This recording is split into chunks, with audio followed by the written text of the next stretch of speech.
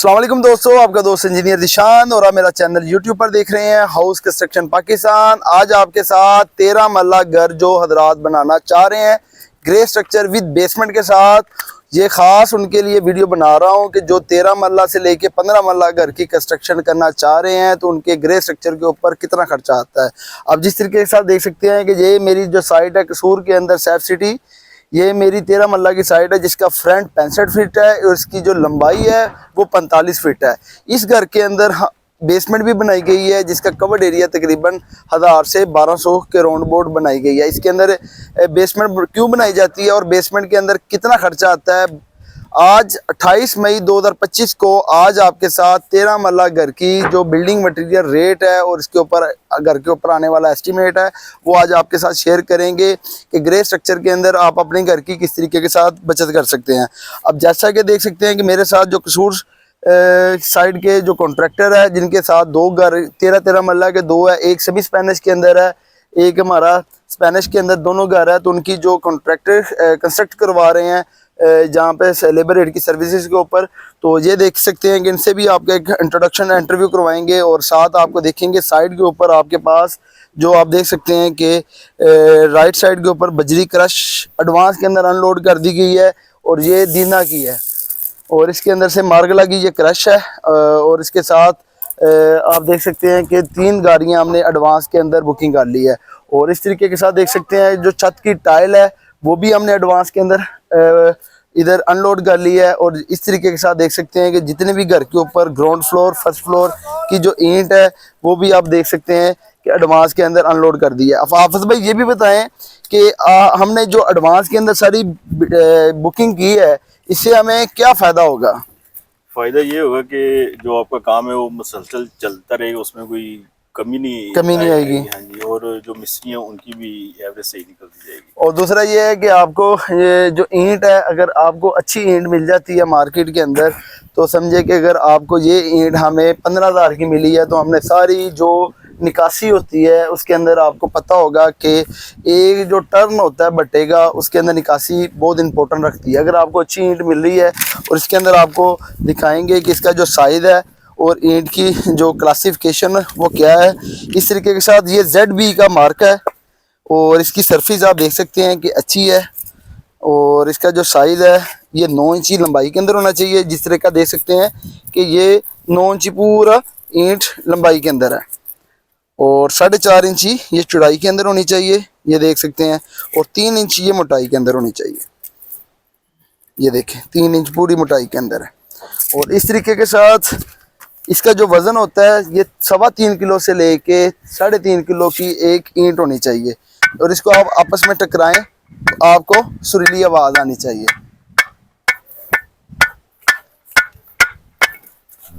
और जैसा कि जितनी भी ईंट है आप देख सकते हैं कि अगर मेरे पास जितनी भी ईंट है उसको आपस में हम टकराते हैं आपको सुरीली आवाज़ आ रही है। एजिंग टूटे ना शार्प। और जब भी आपने घर की कंस्ट्रक्शन करनी है तो इसकी तराई आपने अच्छे तरीके से पहले कर लेनी है और साथ इसको आपने अनलोड करने के लिए मशीन लगा लेनी है और इस पूरे घर का आपके साथ विज़िट करवाएंगे और इसके ऊपर जो अभी तक का मटेरियल लग गया है, लेबर कितनी लगी है, मटेरियल कितना लगा है, ये सारी की सारी आपके साथ शेयर करेंगे। और आज आपके साथ इसका बेसमेंट का भी व्यू चेक करवाएंगे कि बेसमेंट के ऊपर हमारा 1200 जो स्क्वायर फीट एरिया के अंदर हमारी बेसमेंट की राफ्ट रिटेनिंग वॉल स्लैब के अंदर कितना खर्चा आया है। और इस तरीके के साथ अब हम ग्राउंड फ्लोर की जो हमारी बेसमेंट की छत है, ग्राउंड फ्लोर का जो एरिया है इसके अंदर हमारे पास 3 बेडरूम बन रहे हैं, एक किचन है और किचन के साथ हमारे पास 2 बेडरूम आ रहे हैं। इसके साथ आप देख सकते हैं कि घर के अंदर जब भी आपने कंस्ट्रक्शन करनी है तो जिस तरह हमारा फर्स्ट फ्लोर के ऊपर लेंटर डल के इसके ऊपर चनाइयों का काम स्टार्ट है और इसके साथ हमने नीचे शटरिंग लगी हुई है। आज 12वां दिन है और 12वें दिन के बाद यानी कि हमारा 14 दिन के अंदर आपने कम से कम शटरिंग को नीचे से खोलना नहीं है। और बेसमेंट के अंदर जाते हैं, ये बेसमेंट का एरिया है और जो बेसमेंट की जो हमारी चौड़ाई है जो स्टेयर के लिए ये मुसलसल एक जैसी जा रही है। ग्राउंड फ्लोर से सेम, ग्राउंड फ्लोर बेसमेंट और फर्स्ट फ्लोर सेम यही जंक्शन है। इस तरीके के साथ घर की खूबसूरती भी होती है। और हमारा जो एंट्रेंस के अंदर ये वाला टीवी लॉन्च के अंदर जहाँ पे खड़े हैं, एक हमारा फ्रंट के ऊपर बेड आ रहा है, एक इसके साथ आ रहा है, दो हमारे अटैच वॉशरूम है, ये हमारा फ्रंट के ऊपर किचन है और किचन के साथ ये हमारे पास 5 फीट की लॉबी है, ये हमारे पास डाइनिंग आ गया, वो हमारे पास ड्राइंग आ गया और ड्राइंग रूम के साथ हमारे पास पाउडर वॉशरूम आ गया। पाउडर वॉशरूम के फ्रंट के ऊपर हमारा गराज आ गया। और ये भी बताएं हाफिज भाई, ये बेसमेंट बनाते हुए आपको कौन कौन से मसले मसाइल पेश आए, और अपना थोड़ा सा अवेयरनेस दें कि जो लोग बेसमेंट बनाते हुए डरते हैं कि जनाब आपका सरिया बहुत ज़्यादा लग जाएगा, बेसमेंट के अंदर लीकेज आ जाएगी, बेसमेंट के डैम्पनेस के इशू आ जाएंगे, उसके लिए लोगों को क्या एहतियात करने की ज़रूरत है? एहतियात उसमें ये है कि आप खुदाई उसकी करें, उसके नीचे आप शीट लगाएं, मम्ब्रेन शीट लगाएं, उसके ऊपर आप फिर वो वाटर प्रूफिंग उसकी करें। ठीक है। उसके बाद उसका अपना जो पर्दी है वो अच्छी तरह से उसको करें यानी कि आप साइडों के ऊपर जो पर्दी की रिटेनिंग वाल आपकी बनती है वहाँ पे आपने लीकेज रोकने के लिए वाटर स्टॉपर को इस्तेमाल करें। वो आप 9 इंची का इस्तेमाल करना है और फुल पीवीसी का करना है। उसका हाफ बेसमेंट के बेड के अंदर आएगा, हाफ रिटेनिंग वाल के अंदर आएगा, वो आपका वाटर प्रूफ हो जाएगा और लीकेज को आने नहीं देगा। और दूसरा आउटर साइड के ऊपर जब बेसमेंट बन जाती है, आउटर साइड की मम्ब्रेन की शीट जो होती है सबसे पहले नीचे चिप्स लगानी है या प्लस, ये बताएं। वो आपने पहले उसके ऊपर प्लास्टर करना है, उसके बाद फिर आपने चिप्स लगानी है, फिर उसके ऊपर मम्ब्रेन आपने अप्लाई करनी है। 2 तरह के लोग करते हैं, बेसमेंट तो बना लेते हैं पर बेसमेंट की वाटर प्रूफिंग का ख्याल रखते हैं। सबसे पहले आपने बेसमेंट की दीवारों को, आउटर साइड को आपने प्लस्तर करना है, प्लस्तर करके आपने उसके ऊपर चिप्स लगानी है, चिप्स लगा के फिर उसके ऊपर आपने मम्ब्रेन की शीट अप्लाई करनी है। ये समझे कि 3 आपकी वाटर प्रूफिंग हो जाती है। और लोग जो बेसमेंट की दीवार को डायरेक्ट जो रिटेनिंग वाल खुलती है शटरिंग के तौर पे, तो उसके बाद उसके ऊपर मम्ब्रेन लगा देते हैं। मम्ब्रेन लगाने से क्या होता है, जो छोटे छोटे स्पॉट होते हैं जहाँ से पानी ने रस के आना होता है, जो उसके होल होते हैं वो बंद नहीं होते। जो चिप्स लगा के प्लस्तर करने से आपके होल बंद हो जाते हैं और एक्स्ट्रा वाटर प्रूफिंग हो जाती है। ये आपने लाजमी ख्याल रखना है। अब जैसा कि आप आगे हैं, जो हमारा 27 फीट हमारी बेसमेंट की लंबाई है, चौड़ाई है, और उसके बाद हमारी 40 फीट इसके अंदर हमारी बेसमेंट की लंबाई है। और इसको जब मल्टीप्लाई करते हैं तकरीबन आपके पास 1200 स्क्वायर फीट की बेसमेंट आ जाती है। और जिस तरीके से देख सकते हैं ये स्टेयर नीचे आ रही हैं और इसकी आउटर साइड के ऊपर जो प्लस्तर आप देख सकते हैं हो गया है। इसकी हमने दीवारें लगाई हैं, जिस तरह ये देख सकते हैं कि दीवारें लगी हुई हैं। इसके ऊपर बिजली का पाइप काम हो गया है, सेंट्री का काम हो जाएगा। दीवारें पार्टीशन आपने लाजमी लगानी है। जो हजरात पार्टीशन दीवारें अंदर की तरफ नहीं लगाता तो समझे कि आपके साथ अगर विद मटेरियल काम कर रहा है तो आपने बिजली के जो पॉइंट आने होते हैं इसके ऊपर रिटेनिंग वाल के ऊपर हम नहीं लगा सकते। अगर इसको कटेंगे तो नीचे सरिया होगा, सरिया कट गया तो आपकी बेसमेंट की जो लाइफ होती है और वो ख़राब हो जाती है, इसके अंदर कमी वाक़ होना शुरू हो जाती है। इसके अंदर देख सकते हैं कि जिस तरह बीम डला हुआ है छत के ऊपर, और इसके अंदर जब सीलिंग आ जाएगी, ये हॉल है, इसके अंदर हम पार्टीशन बाद में करेंगे एज अ सपोर्टिंग वाल के तौर पे जितनी भी रिक्वायरमेंट आएगी। और जो संकन एरिया के अंदर आप देख सकते हैं कि फ्रंट के ऊपर हमारा संकन एरिया है, इसके अंदर भी दीवार लगाई गई है और नीचे हमने चैम्बर दे दिया गया जो पानी की वेस्टेज को बाहर आउटलोड करेगा। और इस तरीके के साथ जिधर भी आपने दीवारें लगानी है बेसमेंट की आउटर साइड के ऊपर, जिस तरह बैक साइड के ऊपर देख सकते हैं कि आपने ब्रिक वर्क लाजमी करना है और इसको फिर आपने प्लस्तर करना है। और इसकी वजह से आपकी जो लीकेज होती है वो भी रुक जाएगी और दूसरा ये है कि आपकी दीवारें ठंडी रहेगी। और इस तरीके के साथ आप बेसमेंट बनाते हैं तो आपका एक थंब रूल बताता हूँ, जितना आपका एरिया होगा, समझे कि अगर आपका 1000 स्क्वायर फीट एरिया है तो आपका समझे कि 1 स्क्वायर फीट एरिया के अंदर आपका जो सरिया होगा वो आपका 5 किलो लगेगा। समझे कि अगर आप 1000 स्क्वायर फीट एरिया की बेसमेंट बनाते हैं तो आपका 5 टन सरिया लगेगा। 1 स्क्वायर फीट एरिया के अंदर आपका 5 kg, और जो आपका सीमेंट है वो आपका पौने बैग से लेके 1 बैग लगेगा। अगर आप बेसमेंट बनाते हैं तो आपका अगर 1000 स्क्वायर फीट एरिया है तो इसके अंदर आपके पास बेसमेंट, रिटेनिंग वाल, बेड, छत की कंक्रीट के अंदर आपके तकरीबन 750 बैग से लेके 800 बैग लगेंगे। और इस तरीके के साथ जो आपकी 1 क्यूबिक फीट के अंदर 1 स्क्वायर फीट एरिया के अंदर जो आपकी रेत होगी वो आपकी 1.25 फुट लगेगी। और इट्स मीन आपकी अगर 1.25 फीट लगती है तो 1500 क्यूबिक फीट आपकी रेत लगेगी। और आपके जो बजरी लगेगी वो आपकी 250 फुट लगेगी 1 स्क्वायर फीट एरिया के अंदर। उसको आप मल्टीप्लाई कीजिएगा 2500 स्क्वायर फीट एरिया के अंदर आपकी बजरी जो बेसमेंट बेड के अंदर, दीवारों के अंदर और बेसमेंट के अंदर, इसकी मालूम करके तो आप कवर कर सकते हैं। और हाफिज भाई ये बताएं कि बेसमेंट की कंस्ट्रक्शन करते हुए इसकी जो लेबर रेट है वो क्या चल रहा है, बेसमेंट का रेट? शान भाई ये चल रहा है तकरीबन कोई 450 से 500 रुपए कसूर के हाँ अंदर जी, कसूर के अंदर। ये हॉल है। अगर आप दीवारें वगैरह बनाते हैं तो समझिए कि आपका 600 से लेके 700 रुपया तक बेसमेंट के अंदर चल रहा है। ये एक हॉल है। हॉल की एरिया क्या होता है कि इसकी आउटर साइड के ऊपर आता है, क्योंकि फिर अगर दीवारें करनी होती है, रूम बनाने होते हैं, उसका तकरीबन जो रेट है हाफिज़ साहब वो तकरीबन 600 से लेके 700 जी जी रुपया पर स्क्वायर फीट चल रहा होता है। अब इसके अंदर दो ऑप्शन है। जब भी आपने ग्रे स्ट्रक्चर बनाना है, किसी भी बिल्डर से बनवाते हैं, लेबर रेट के ऊपर अगर आप खिदमात लेते हैं, तो आपने सेंट्री और बिजली का काम आपने कॉन्ट्रैक्टर से नहीं करवाना, क्योंकि कॉन्ट्रैक्टर के पास अपना समझे कि जो ग्रे स्ट्रक्चर मुकम्मल करते हैं, चुनाई का काम, प्लस्तर का काम, और जो प्लम्बर और जो बिजली वाला है, अगर आपके पास बंदा अच्छा है, अगर आप डायरेक्ट डील करते हैं, तो वो काम आपका ड्यूरेबल हो जाता है। इस तरीके के साथ आपको बता दिया है कि बेसमेंट का भी आपको खर्चा बता दिया है, थंब रूल बता दिया, लेबर रेट बता दिया। और जैसा कि हम फर्स्ट फ्लोर के ऊपर आ गए हैं, ग्राउंड फ्लोर, और आपको बेसमेंट का एरिया बता दिया है। और जैसा कि आप देख सकते हैं कि एसी के पाइप 7 डाल दिए, उसके ऊपर तेज मसाले के साथ नीरो का चट जो नीरो होता है वो लगा के इसके ऊपर प्लस्तर कर दिया गया है 1:2 या 1:3 के रेशो से। इसके ऊपर जब दोबारा प्लस्तर करेंगे तो इसके ऊपर क्रैक नहीं आएंगे। ये आप साहब क्यों करते हैं और इसकी वजह क्या होती है?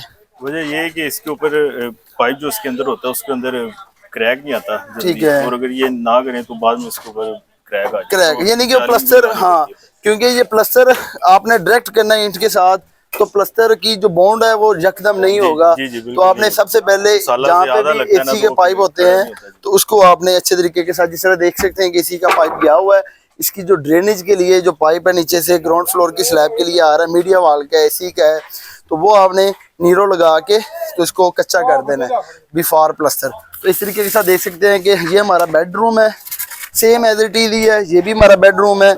और इधर आप देख सकते हैं कि जैंग्रो चद्दर की 14 गेज के अंदर ये चुगाठे लगाई गई हैं।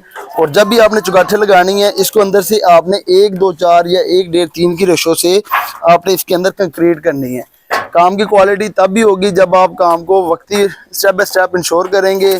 और जब ये चुनाई आपकी लग गई है तो इसके अंदर आपने देखना है कि लेवल चुगाट के बराबर आ रहा होगा। जिस तरीके से देख सकते हैं कि चुगाट के अंदर बराबर आ रहा है और ये मसाला तकरीबन 3 सूत्र से ज़्यादा ना हो।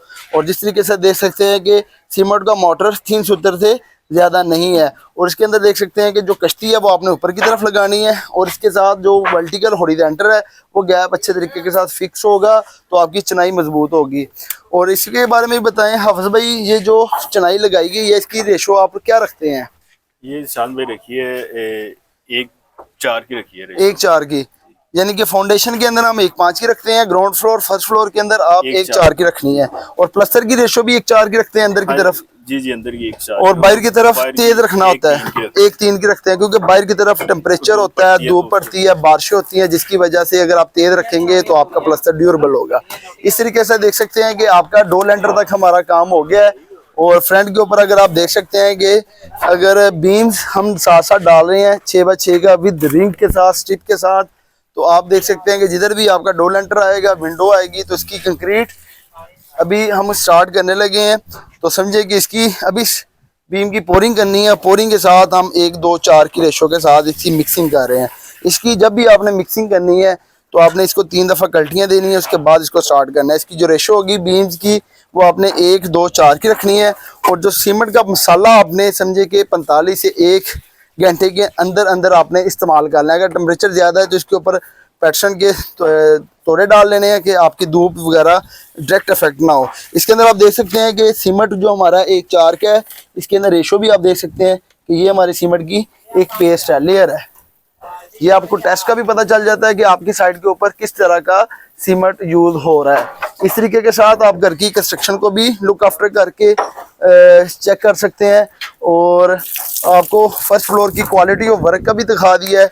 अब जिस तरीके के साथ आपको मेरा कैमरामैन अगर आपको दिखाएं कि जो चुगाट है, चुगाट के साथ साइडों के ऊपर जो बैरे हैं लगाए गए हैं, तो इसको आप देख सकते हैं कि एंगल के साथ वेल्ड किया गया है। और इसके साथ इसको लगा के और इसके साथ इसको कंक्रीट के साथ हम इसकी फिलिंग कर रहे हैं। ये 1, 1.5, 3 से भी कर सकते हैं, 1, 2, 4 से भी कर सकते हैं। अगर आप सॉलिड किस्म की कंक्रीट करते हैं तो आपका क्या होगा फ्यूचर के अंदर, अगर मैं लगा रहा हूँ तो आपको आवाज़ नहीं आ रही है, अगर ऊपर खाली आवाज़ ज़्यादा आएगी, अगर आप खाली चगाठे रखेंगे तो आपकी दरवाजे कमज़ोर होंगे फ्यूचर के अंदर, तो आपकी दीवारों के साथ साथ क्रैक आ जाएगा। आज की वीडियो के अंदर आपको जो कसूर सिटी के अंदर क्वालिटी ऑफ वर्क, बेसमेंट की और ग्रे स्ट्रक्चर अगर आप बनाते हैं तो आपको किन किन बातों का ख्याल रखना चाहिए, लेबर को आप किस तरीके के साथ काम के अंदर यूटिलाइज कर सकते हैं, और इस तरीके के साथ जो ऊपर की ग्राउंड फ्लोर से फर्स्ट फ्लोर की सीढ़ी जानी है तो उसके लिए हमने L/4 के स्टील के जो डबल है आदि के, ये देख सकते हैं कि ये हमने साथ छोड़ दिए हैं। अगर सीढ़ी आपकी इस तरह के डबल आप नहीं छोड़ेंगे 2.5 से 3 फीट, तो आपकी सीढ़ी अगर डायरेक्ट इसके ऊपर अफेक्ट करेंगे तो आपके पाँव फिसल जाएंगे और आपकी सीढ़ी के अंदर या दीवार के अंदर क्रैक आ जा सकते हैं। हाफिज भाई, ये क्यों हमने इधर स्टील के डबल इस्तेमाल किए हैं? वो जब ऊपर वाली सीढ़ी करते हैं शुरू, तो नीचे उसके क्रैक आने का खदशा होता है, और साथ में जो हमारी दीवार है उसके अंदर भी आने का। ये लाजमी आपने सीढ़ी के ये डबल जो जहाँ से सीढ़ी ने ऊपर जाना होता है वो आपने लाजमी यहाँ पे रखने हैं। आपको चुगाट का भी बता दिया, 16 गेज के अंदर से लेके 14 गेज की, अब 14 गेज के अंदर हमने चुगाठे लगाई है। और इसके साथ साथ आपने घर की जो क्यूरिंग है वो टाइम से स्टार्ट करनी है। गर्मियों के अंदर 3 टाइम, सुबह, दोपहर, शाम। और जब भी आपने कंस्ट्रक्शन ऊपर करनी है तो आपने उसको अच्छे तरीके से पानी लगाना है दीवारों को, तो फिर इसके ऊपर मसाले के साथ आपने ऊपर की गो के ऊपर आपने काम स्टार्ट करना है।